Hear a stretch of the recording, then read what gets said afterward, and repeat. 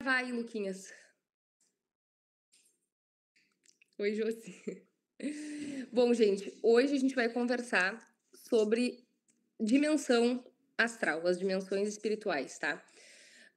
Então, a dimensão astral é uma dimensão sutil, tá? Ela é composta por várias dimensões que são ligeiramente próximas.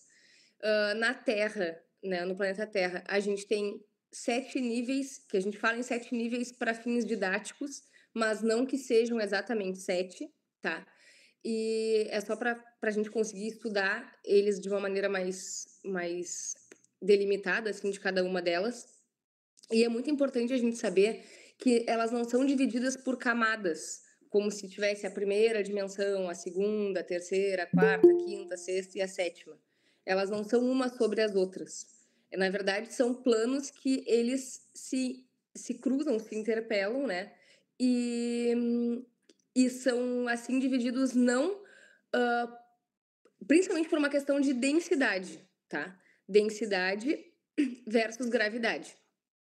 E justamente essa por densidade e gravidade que os espíritos que são mais enfermos, que são mais adoecidos e têm mais negatividade, acabam se aproximando mais da Terra pela gravidade da Terra, tá?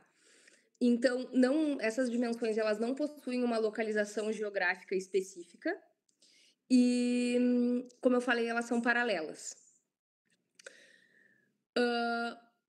No Evangelho tem uma passagem que eu vou ler aqui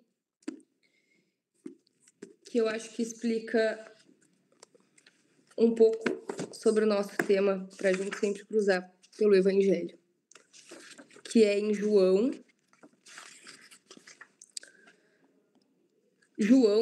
14, de 2 a 3, que diz assim, ó: Na casa do meu pai há muitas moradas.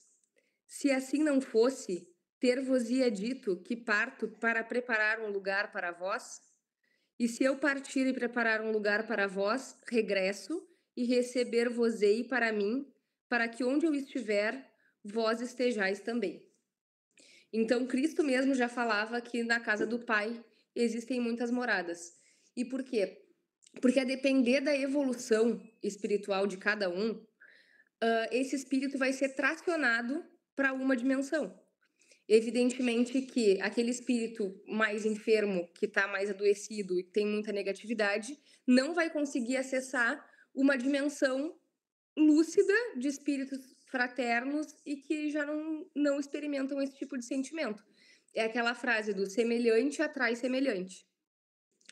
O Wagner Borges, numa das várias palestras que ele faz sobre isso, né? Ele falou assim, ó: quanto mais próximo da Terra, mais a gente vai ver refletir coisas parecidas com a Terra. Então, se num plano mais alto só se vê seres de luz, não se vê forma, que é aquilo que a gente estudou, que à medida que o espírito vai avançando, vai progredindo em lucidez, em amorosidade fraterna, ele vai dispensando esses corpos mais densos, como por exemplo um corpo astral. Então, ele pode se utilizar do corpo astral, se ele quiser se densificar, ele pode fazer isso, mas ele acaba não precisando e fica muitas vezes manifestado em corpo mental ou causal, como um feixe de luz, por exemplo, que é amórfico e a gente não sabe onde ele começa e onde ele termina. E ele, inclusive, fala que ele, em experiências que ele já teve, patrocinada pelos mentores, de acessar dimensões mais sutis, quando ele está naquele lugar, ele compreende tudo. E quando ele volta para o corpo, né, tá desdobrado e patrocinado pelos mentores, vai para esse lugar. Quando ele volta e ele acorda, ele sente que ele emburreceu, como se o nosso cérebro, ele não comportasse a quantidade de inteligência que tem nesses lugares. E isso também mostra o quanto a gente ainda tem para avançar e evoluir. Então, a gente vai ver as 7 dimensões, tá? A primeira dimensão astral, o Paulinho traz um conceito de heterogeneidade ambulante. O que significa isso? Que nessa primeira dimensão não há nem bolsões. Não há nem espíritos que andam aglomerados por uma afinidade. Na verdade, é um comportamento tão aleatório que não se enxerga nem esses bolsões de sofrimento. Então, não são zonas delineadas nem homogêneas, tá? E são espíritos que estão numa insanidade de diversos níveis. E ele ainda fala aqui, ó, de grande e longa vagueância e muito tempo sentados no chão, em profundo choro e lamentação, ou até mesmo os dois, choro e lamentação. Então, eles se encontram sem a possibilidade de agrupamento instintivamente homogêneo, e eles ficam em grandes fluxos de sofredores ambulantes. Sempre. Zonas muito escuras, com falta de luz, os corpos com muitas larvas astrais, muita dor, muita fome, tudo que é doído está potencializado nessas regiões. Já a segunda dimensão astral é onde a gente já começa a ter um pouco mais de acesso, inclusive quando a gente vai amparar dentro dos trabalhos, que a gente faz resgates, né, doa nossa energia para que os mentores façam, na verdade, já vai ser a partir dessa segunda dimensão astral. Então, já a segunda dimensão, ela já é uma zona mais homogênea. E justamente por isso a gente já vê um movimento de bolsões de espíritos. O que são esses bolsões?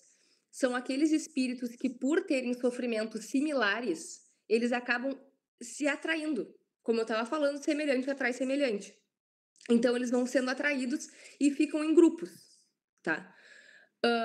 Esses bolsões podem ser de consciências físicas e extrafísicas. Os bolsões físicos, que inclusive a gente vê não só do homem encarnado, que quando desdobrado faz parte desse bolsão no plano espiritual, né? Isso acontece com ele desdobrado, ele vai imediatamente para onde ele tem afinidade, esse espírito. Mas também, se a gente for pensar dentro da materialidade que a gente vive, também é assim. A gente vê, por exemplo, vou dar um exemplo, a Cracolândia. A Cracolândia nada mais é do que um bolsão de pessoas encarnadas que estão ali imersas naquele contexto, enxergando uma realidade completamente diferente, por exemplo, da realidade que a gente enxerga quando a gente está aqui sentado estudando e lendo o Evangelho. E aquilo ali é um bolsão, acaba sendo um bolsão. E isso também acontece no plano extrafísico, como, por exemplo, nessa segunda dimensão. O que acaba acontecendo? Esses bolsões, eles vão produzindo, justamente pela capacidade que o pensamento tem de moldar a matéria, eles vão produzindo os cenários. Então, isso se chama de ideoplastia, tá? Que é a capacidade do pensamento de atuar sobre a matéria. Então, eles podem produzir cenários de violência, cenários de prostituição, todo tipo de cenário negativo em razão desses pensamentos alinhados e negativos que eles têm. O que propicia a sustentação energética desses bolsões, tá? São eles mesmos, são esses espíritos, mas é evidente que a gente pode ter um assédio também acontecendo aí. Então, o que isso significa? Espíritos que têm mais consciência, que são mais inteligentes para o mal, conseguem conduzir esses bolsões, seja colocando mais espíritos ali, desencarnados, para se alimentar desse sofrimento desses espíritos, ou também conduzir, como eu falei, espíritos que estão encarnados, mas estão desdobrados no sono físico. Tá? Tem um livro que eu gosto muito, muito, muito, que é esse livro aqui, ó, Nosso Lar. É o primeiro livro da Vida no Mundo Espiritual, do Chico, que foi escrito, psicografado, né, por André Luiz. E eu separei algumas passagens para a gente ir lendo enquanto a gente vai cruzando pela teologia, porque ele explica muita coisa, tá? Então, aqui, ó, sobre o umbral e tudo mais, tá? Na página 68, ele diz assim, ó, que cada um de nós renascendo no planeta, é portador de um fato sujo para lavar no tanque da vida humana. Essa roupa imunda é o nosso corpo causal, que é tecido pelas nossas várias e várias encarnações. Então a gente vem com uma roupa suja para lavar na nossa reencarnação, com uma nova oportunidade. O que muitas vezes acaba acontecendo, em vez da gente se purificar, a gente acaba fazendo mais bobagem e volta com a roupa suja de novo. E aí, para onde é que a gente vai? Para o umbral. O umbral funciona, portanto, como uma região destinada ao esgotamento de resíduos mentais. E aí ele fala que é justamente o que a gente está estudando agora, sobre a questão das dimensões, que vão ter espíritos, almas irresolutas e ignorantes, que não são suficientemente perversas para serem enviadas para colônias de reparação mais dolorosa, como, por exemplo, uma primeira dimensão, como a gente estava falando. Mas eles também não são nobres para serem conduzidos para planos de elevação. Então, eles vão ficar entre a segunda e a terceira zona, tá? O que acontece dentro dessa ideia de assediadores, tá? A gente vai ter o que a gente chama de quiumbas. Os quiumbas são assediadores conscientes. Eles querem trazer malefício a esses espíritos, eles usam desses espíritos e eles são líderes desses grupos. Então, diferente do que a gente chama, por exemplo, de um egum, que essa é a diferença do quiumba para um egum. O egum não tem essa inteligência, ele não tem essa consciência. Digamos que ele é a massa de manobra, ele é aquele que vai ser, que está perdido, está vagueando lá e pode, inclusive, ser utilizado por um espírito mais inteligente, que a gente denomina como quiumba, tá? Há poucos dias, inclusive, a Rai me contou uma história que eu achei muito boa e quero compartilhar com vocês, que foi que a Dona Rosa foi no terreiro, né, incorporou nela e foi no terreiro dela lá, e ainda falou que um terreiro cheio de médiums que trabalham com quiumbas incorporados nesses médiums, para ela não serve, que ela quer o trabalho como que a Rai está fazendo. Podem ser poucos médiums com seus mentores, com um trabalho de qualidade. Então, isso é uma linguagem que eles usam e não é mentira que, em razão justamente dessa inteligência que esses espíritos têm, eles consigam tentar se passar por mentores. Né? Eles fazem uma roupagem, eles se plasmam como um preto velho, como um boiadeiro, como um caboclo. Mas qual é a diferença deles para os nossos mentores mesmo? É justamente a amorosidade fraterna que eles não têm. Então, o nível de instrução que eles vão dar, eles vão incorporar naquele médium despreparado, naquele médium que não está estável na sua jornada. E o nível de instrução que eles vão dar é para gerar discórdia, é para trazer problema, porque eles se alimentam desse tipo de energia. Então, casas, por exemplo, que trabalham com sacrifício animal, que trabalham com esses trabalhos mesmo, tipo, vai lá e paga para separar o homem e a mulher. Casas que trabalham com esse tipo de coisa são casas que trabalham com quiumbas, não trabalham com guias, mentores de Umbanda. E nem podem se chamar casas de Umbanda, porque não praticam o que a Umbanda diz que tem que ser praticado, não praticam o fundamento. E isso é muito comum. Então, por isso que a gente vê que as pessoas falam: mas o trabalho funciona. Fui lá, paguei e deu certo. Separou, fez, aconteceu. Por quê? Porque eles são inteligentes. A gente, às vezes, pode pensar que um espírito assediador é sempre inconsciente. E não. Eles têm esse nível altíssimo de inteligência. E por isso que a gente precisa sempre estar vigilante de absolutamente tudo. Fazer a nossa parte. Bom, vamos lá. Já tem um outro tipo de assediador que é ainda mais inteligente do que o quiumba, tá? Que é o assediador magista. Que esse daí, ele usa do magnetismo mental, usa de condensadores energéticos para fazer os trabalhos.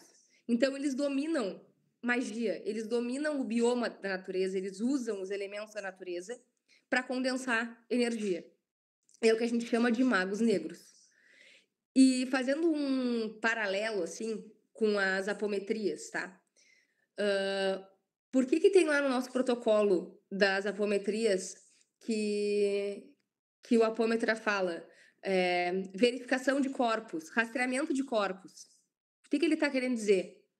Ele está rastreando para ver qual o tipo de assediador que está interferindo naquele irmão que está ali deitado. Então a gente fala consciex A1. Consciex significa consciência ex de fora, tá? Então, consciex A1 é o assediador inconsciente. É justamente esse que eu falei para vocês, que ele é a massa de manobra, ele tá perdido ali. Quando se fala consciex A2, já muda. A gente já tá falando de um assediador que tem uma inteligência que é consciente. E quando a gente fala em consciex A3, a gente tá falando desses magos negros. Que aí eles podem ser A3, M1 ou M2. São só maneiras da gente dar uma nomenclatura, tá, gente?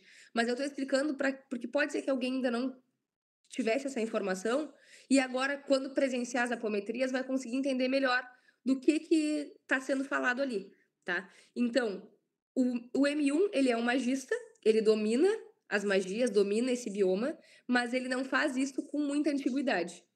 E o M2, ele já é um magista antigo.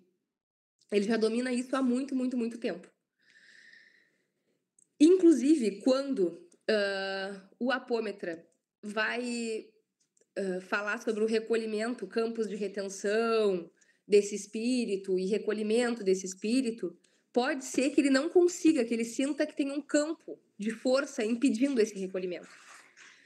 Nessa hora é que se identifica esse campo de força, que a gente tem que se pede, por exemplo, o ponto riscado com o abismo ígneo, que é para desmanchar esses condensadores energéticos, porque esse tipo de assediador, ele pode usar, por exemplo, uma pedra com um tipo de magia que dá um campo de proteção para ele.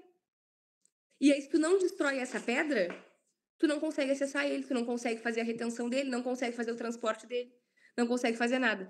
E o que tem no ponto riscado do abismo ígneo com fundanga?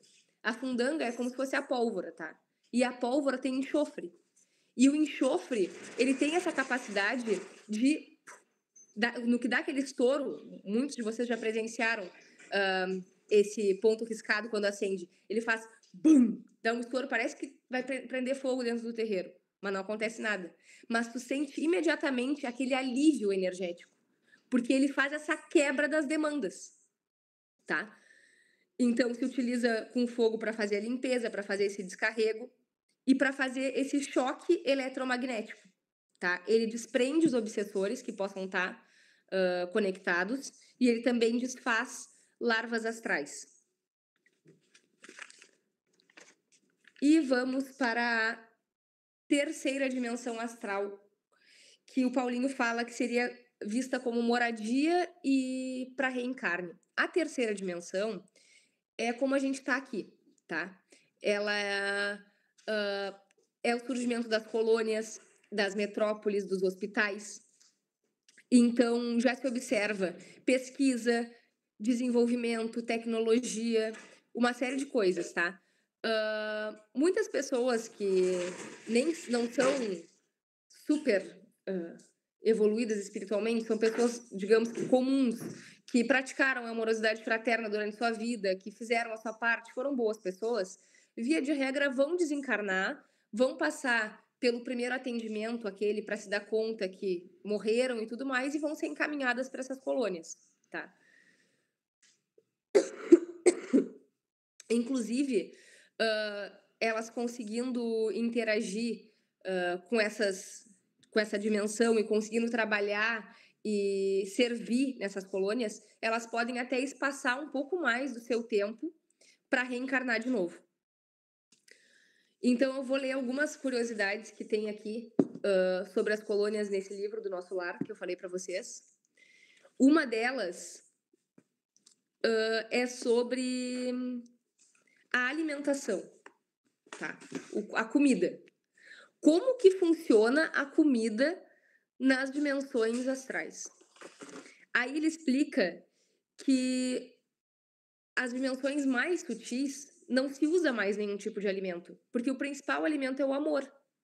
Mas numa colônia como, por exemplo, o nosso lar, que ainda é uma colônia de transição, se usa o alimento. Então, olha, o maior sustentáculo das criaturas é justamente o amor. De quando em quando recebemos em nosso lar grandes comissões de instrutores que ministram ensinamentos relativos à nutrição espiritual. Todo o sistema de alimentação nas variadas esferas da vida tem no amor a base profunda.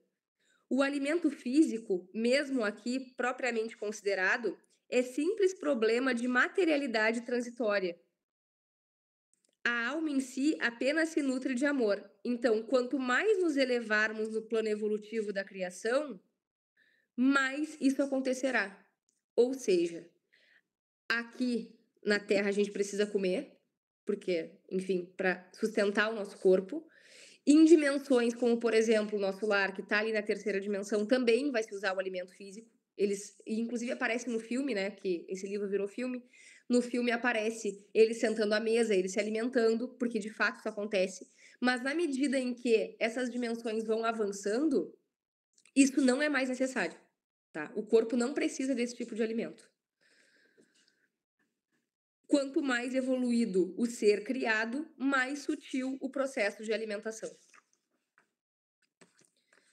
Essa era uma das coisas, deixa eu ver aqui. Ah, isso aqui, a finalidade da colônia espiritual. Ó, vivemos numa cidade de transição. No entanto, a finalidade da colônia reside no trabalho e no aprendizado. E como que acontece esse trabalho? Esse trabalho é remunerado através do que eles chamam de bônus hora, tá? Não é propriamente uma moeda, mas ficha de serviço individual, funcionando como valor aquisitivo. Cada habitante do nosso lar recebe provisões de pão e roupa no que se refere ao estritamente necessário. Então, todo mundo, independente de trabalhar ou não, vai receber o mínimo necessário. Mas os que se esforçam na obtenção do bônus hora conseguem certas prerrogativas na comunidade social. Os inativos podem permanecer nos campos de repouso ou nos parques de tratamento, enquanto as almas operosas, que são os que trabalham, né, conseguem adquirir suas casas espirituais. E aí ele fala assim, ó, a propriedade, que seria ter a casa, né, é relativa. Nossas aquisições são feitas com base nas horas de trabalho, que é o nosso dinheiro, e as construções representam um patrimônio comum sob controle da governadoria, ou seja, as construções é comum, é de todos, tá? E cada família espiritual pode conquistar um único lar, nunca mais que um. Então, por exemplo, a pessoa trabalhou no Ministério da Regeneração e acumulou 30 mil bônus hora. Aí o marido trabalhou no Ministério do Auxílio e acumulou mais 30 mil bônus hora. Eles juntos conseguem comprar uma casa, uma única casa, onde vai residir aquela família espiritual. Ah, quem não tem esse bônus hora não pode participar da colônia? Pode, mas daí vai estar em outros espaços, que é como eles falam aqui, ó, que é nas casas de repouso que são da comunidade. Outra coisa que eu achei muito interessante, cadê?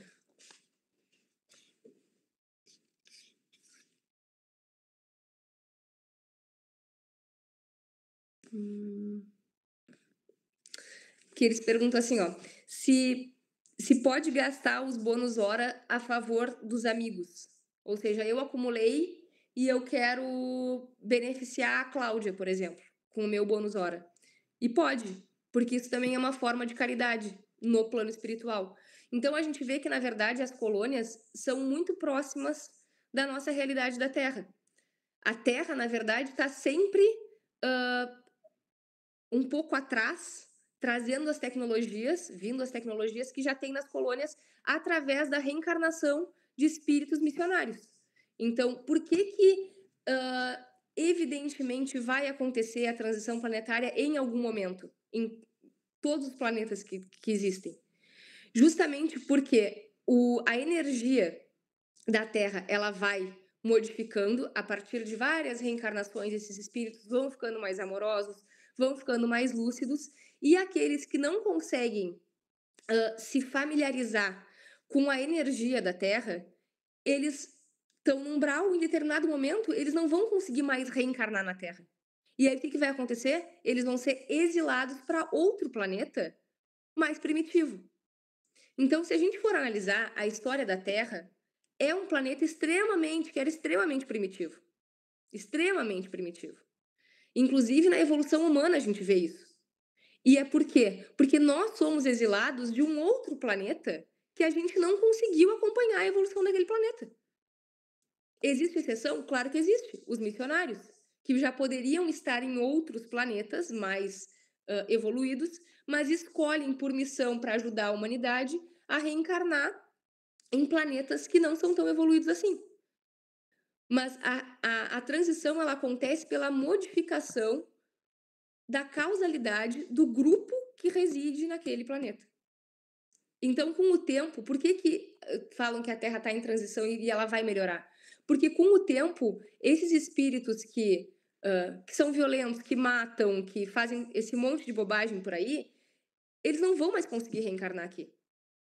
E aí, evidentemente, quem é bom vai ficar cada vez melhor, mais amoroso, mais fraterno, e a Terra vai ir progredindo na sua transição planetária, tá? Vamos ver aqui. Aqui eu já falei. Bom, a quarta dimensão,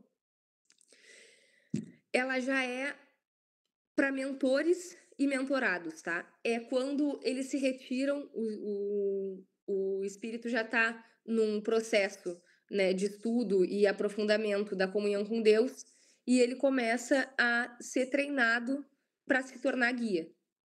Então, são cidadelas de comunhão entre mentores e mentorados que necessitam se afastar das missões de amparo ostensivo para se aprofundar na lucidez e na amorosidade fraterna e se aperfeiçoar, tá?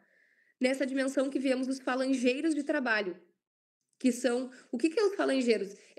Num exemplo bem bobo, tá, gente? Mas é como a gente pensa numa formação de uma faculdade. Eu não vou sair do colégio e ser advogada porque eu quero ser advogada. Isso não vai acontecer. Eu preciso ter qualificação para ser advogada. E eu preciso ser treinada para ser advogada. Então, o que eu faço? Eu entro na faculdade de Direito.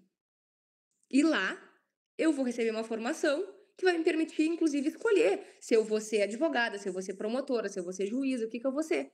Isso são as falanges. Então, aqueles espíritos trabalham, querem seguir trabalhando, querem cada vez crescer mais na sua jornada evolutiva, e eles começam a ser treinados enquanto falangeiros pelos mentores, guias de Umbanda, para que em algum momento eles também se tornem guias de Umbanda, tá? Isso é o que acontece na quarta dimensão. Já na quinta dimensão, é a dimensão da maturidade da reencarnação consciente. Já é a dimensão em que habitam os mentores de Umbanda, tá? Então, eles são cidadelas de mentores, tá? Que transitam em inúmeras religiões. Então, umbandistas, espíritas, budistas, o que for. E é uma dimensão de grande e gratificante comunhão de mentores e mentorados que estão em treinamento para encarnações missionárias. Então, quando eles vêm para trazer inovações científicas, filantrópicas, sociais, religiosas, nessas paragens vibracionais se aperfeiçoam as suas habilidades e refinam a sua lucidez. E aí acontece o quê? Eles já têm uma lucidez tão grande que, inclusive, o momento do reencarne deles, eles não precisam passar por câmaras reencarnatórias. Porque o que acontece? Quando o espírito não tem essa lucidez, ele não consegue de ter uma forma apreciável, por exemplo, né? Sou eu e Yasmin aqui, e eu vou até a minha mãe, Eliane, e naquele momento eu viro feto e entro para dentro do útero da Eliane e tá pronta a minha reencarnação. Eu não consigo fazer esse movimento, porque eu não tenho lucidez para isso. Então, como é que vai acontecer em outros casos? Eu vou passar por um processo, o meu espírito vai passar por um processo para que eu consiga reencarnar. E como ele passa por isso? Em câmaras reencarnatórias, tá? Esse tipo de mentor não precisa mais, porque ele já tem lucidez suficiente. Então, ele além de conseguir reencarnar sem auxílio de ninguém, ele ainda faz isso sem perder a consciência, tá? Que é o que diz aqui, ó. Realizando o próprio encaixe no ventre materno sem perder a lucidez. Isso é a quinta dimensão espiritual. Chegamos na penúltima, sexta dimensão astral. Líderes de falanges estruturais. Então, conforme vocês podem ver, a cada dimensão que a gente vai passando, esses espíritos têm mais responsabilidades, porque estão mais evoluídos, tá? Então, na sexta estão os grupos de consciências que orientam grandes grupos de trabalho. Vou dar um exemplo. A gente tem a falange do Caboclo Pena Branca.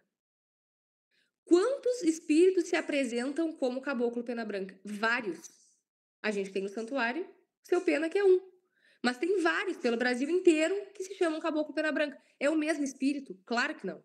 Claro que não. Mas é a mesma falange. Ou seja, trabalhos parecidos, objetivos, propósitos parecidos, utilizam mais ou menos as mesmas coisas. E essa falange, ela é organizada por alguém. E é justamente líder de falange, que vai estar na sexta dimensão, tá? Então, esses espíritos, que são esses líderes de falange, eles identificam minúcias nas necessidades específicas de amparo, tá? Eles fazem não só ajustes, como também eles percebem quais são as localizações extrafísicas que esse grupo pode retirar energia, por exemplo. E, frequentemente, esses líderes descem para dimensões umbralinas para fazer amparo e também para orientar chefes de grupos menores de trabalho, como, por exemplo, o chefe de legiões de amparadores em diferentes trabalhos. E aí, por fim, a sétima dimensão é dos guias anciões, que são os mentores dos mentores, tá? Guias de guias, enfim, são chamados pela espiritualidade que nos dirige e sustentam de forma consciencial e tradicional inúmeros templos e locais sagrados de prática íntima, tanto nos lugares mais sutis, sublimes, quanto nos infernos. Eles têm esses templos para ajudar a amparar. São grandes praticantes, geralmente advindos de dimensão causal mental, e que por livre opção se densificam para ter um corpo, para conseguir se comunicar naquela dimensão que eles vão se inserir, mas não precisariam ter um corpo, só tem porque querem, mas é dispensável. E seus corpos são sem esse corpo astral, digamos, que o corpo deles na apresentação natural, que seria um corpo causal ou mental, tá? Eles são sentidos como se fossem grandes, sem imposição de medo, tipo, grande, mas não dá medo, e etéreos, como iridescências de encantadora luz. Êxtase sublime e estável tornado forma. Quando instruem, é como se ouvissem o suave canto das próprias estrelas, encantando e revelando tudo de mais puro que já estava dentro de nosso coração há muito tempo. Tem uma pergunta aqui, ó, do Livro dos Espíritos, tá? Que pergunta assim, ó, a pergunta 164, tá? Todos os espíritos experimentam, no mesmo grau e durante o mesmo tempo, a perturbação que se segue à separação da alma e do corpo? E a resposta é não. Isso depende da elevação de cada um.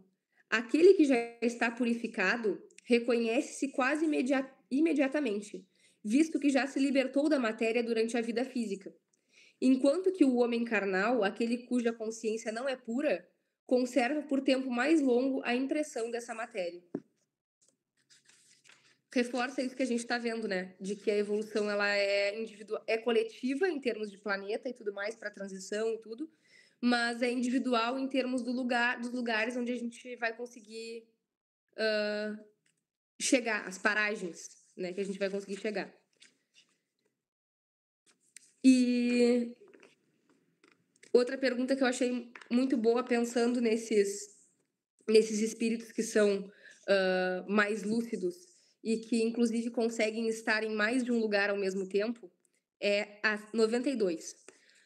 Os espíritos têm o dom da ubiquidade. Por outras palavras, o mesmo espírito pode se dividir ou existir em mais de um lugar ao mesmo tempo? Aí a resposta é: não pode haver divisão do mesmo espírito, mas cada um é um centro que irradia em diversas direções. E é por isso que parecem estar em vários lugares ao mesmo tempo. Vês o sol? É apenas um. No entanto, ilumina tudo ao redor e leva seus raios a longas distâncias. Apesar disso, ele não se divide. Então, o mesmo espírito, tendo lucidez suficiente, ele consegue estar em mais de um lugar ao mesmo tempo. E é o mesmo, ele não está dividido, ele está em mais de um lugar ao mesmo tempo. Justamente por essa capacidade de se irradiar em qualquer direção. E por que isso acontece? Porque tudo é Deus. Se a base é a mesma, em tudo, em todos, ele pode simplesmente irradiar para qualquer direção. Porque a base é igual em todos os lugares. O Haroldo Dutra Dias, não sei se todos conhecem, mas é um juiz de direito que é super estudioso da doutrina espírita e tudo mais. Ele fez uma comparação que eu achei muito boa, que ele disse que as dimensões podem ser compreendidas por nós facilmente se a gente vê aquele filme Doutor Estranho, da Marvel. Eu não sei se vocês já viram, mas se não viram, vale a pena ver. Porque Doutor Estranho, ele mexe no multiverso. Então ele tá aqui nesse lugar, nessa geografia, parece que não tem mais nada. E aí ele movimenta as mãos e aquilo abre um campo e naquele mesmo lugar tem uma outra dimensão. E por que é assim? Na metáfora que ele fala que é muito próximo dessa realidade espiritual. Porque como a gente estava falando, não tem uma geografia específica, né? Tá aqui ou tá ali, são dimensões. Então, nesse mesmo lugar, por exemplo, aqui no Rio Grande do Sul, tem outra dimensão, uma colônia que usa essa mesma geografia nossa. A colônia de Nosso Lar, por exemplo, está posta sobre o Rio de Janeiro. E aí a gente vai ter, como às vezes nas apometrias a gente vê, que o espírito foi transportado para uma colônia no Oriente, porque lá é que ele tinha conexão. Então, geograficamente, tem mais de uma dimensão no mesmo lugar, como se fosse. Ó, o Lucas botou, Interestelar tem essa viagem dimensional também. Isso aí. Isso aí. Bom, isso aqui eu já falei. E aí depois ele traz os 5 passos do amparo nas dimensões do sofrimento. E isso eu achei muito interessante para compreender, inclusive, a maneira como foi feito e por que foi feito o protocolo da apometria daquela forma, tá? Porque ele diz assim, ó, primeiro faz uma reflexão histórica, né? Que foi o que o caboclo das 7 encruzilhadas falou, quando ele foi fundar a religião de Umbanda, tá? Amanhã, na casa do meu aparelho, onde meu aparelho mora, aprenderemos com aqueles que souberem mais e ensinaremos aqueles que souberem menos. Aqueles que sabem mais são, evidentemente, os mentores, guias, né, que estão mais à frente na jornada espiritual e vêm para nos ensinar. E aqueles que sabem menos são aqueles que estão em sofrimento, que estão imbuídos de negatividade, que precisam de ajuda e quem a gente vai conseguir amparar. E aí ele traz os 5 passos, ó, que seria a identificação, o contato, a proteção, o transporte e o tratamento, tá? A identificação, identificar o espírito que vai ser amparado, ou a localização, a agremiação onde vai acontecer esse amparo. Por isso que, por exemplo, na apometria, a gente vai ter lá rastreamento de corpos. Para que é isso? Para conseguir identificar. Porque se tu não identifica, tu não consegue fazer o trabalho acontecer. Primeira coisa é tu identificar quem é que tu vai tratar. Contato, resgate do espírito, extração de equipamento ou construção, destruição de localização ou agremiação. Então, contato, a gente tem aquele campo de retenção, por exemplo, que a gente pede os pulsos para campo de retenção. Ou para inutilização de agregadores, que é o que eu estava falando, que em casos de assediadores magistas que usam agregadores de energia, se faz primeiro essa inutilização desses agregadores. O terceiro passo, que é a proteção, é que tudo que venha na sequência esteja protegido, esteja seguro, para que possa ser feito um transporte, por exemplo. Então, que aí se faz o transporte do espírito, que a gente vê, ou de espírito, ou de objeto, ou de massa energética, o que for. Eu estou usando o exemplo de espírito e da apometria, porque eu acho que é o que está mais próximo atualmente de nós, dentro do terreiro, para conseguir visualizar, tá? Mas esse transporte, ele pode ser, por exemplo, quando se transporta para dentro do terreiro para eles serem tratados, ou para um pronto-socorro, ou para uma colônia, e isso é feito pelas linhas de trabalho. E aí, esse transporte pode ser feito pelos boiadeiros, pelos canoeiros, pelos marinheiros, a depender da localização, né? De que tipo de trabalho está sendo feito, vai ser uma linha de trabalho que vai exercer isso daí. Meu Deus, falta só 15 minutos. Tá. E a gente tem o quinto passo, que é o tratamento. Que o tratamento pode ser consciencial, ou seja, íntimo, né? Causal, quando é uma enfermidade crônica, que já está se estendendo há muito tempo, ou pontual, quando é uma enfermidade recente. A causal e a pontual são níveis sintomáticos, ou seja, aquele espírito está sentindo dor mesmo, tá? E é uma somatização de uma enfermidade íntima dele, nos corpos inferiores dele, que seria o corpo astral, enfim. E essas enfermidades podem estar relacionadas com algum tipo de assédio, seja autoassédio, que é aquele assédio que o próprio espírito faz nele mesmo, ou um assédio externo, que é feito por algum outro irmão. Esse assédio externo ele pode ser de uma natureza simples ou complexa, tá?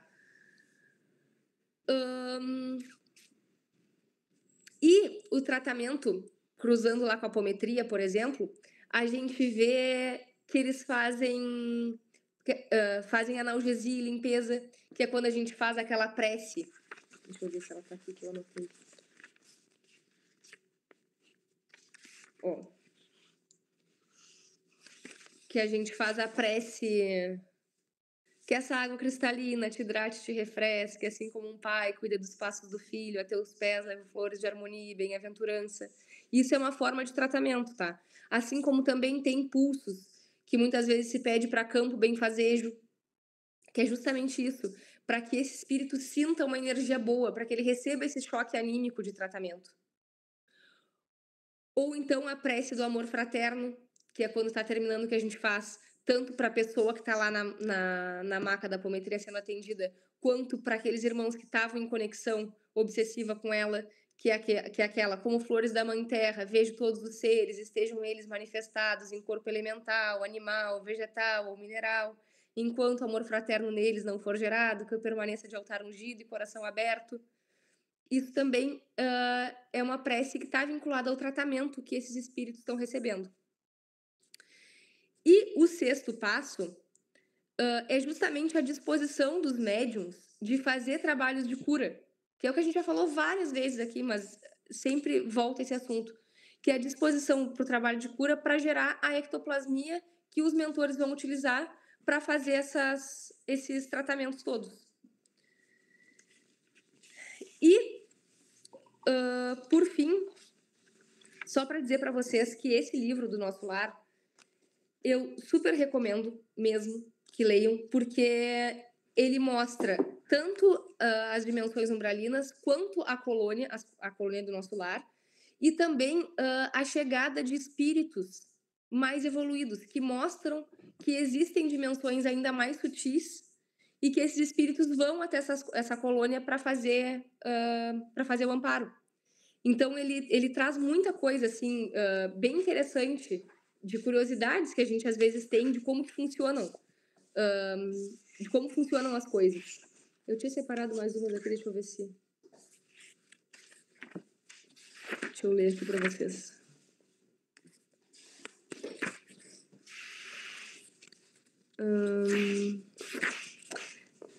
Aqui, ó.